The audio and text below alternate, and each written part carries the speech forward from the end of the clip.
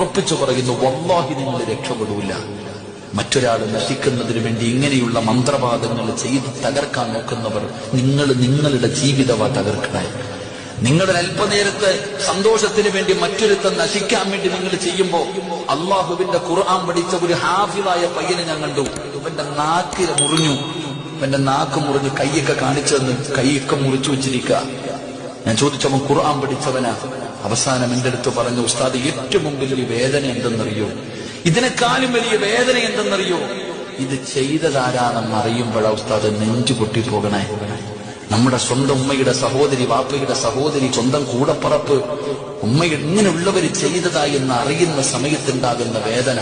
അവസാനം ഇറങ്ങുമ്പോ എന്നോട് പറഞ്ഞു, ഉസ്താദെ 8 മാസമായി ഇവിടെ കിടക്കാൻ തുടങ്ങിയിട്ട് ഖുർആൻ മറന്നു തുടങ്ങി, ദുആ ചെയ്യണേ, അള്ളാഹു അവൻ ഓർമ്മശക്തി കൊടുക്കുമാറാകട്ടെ.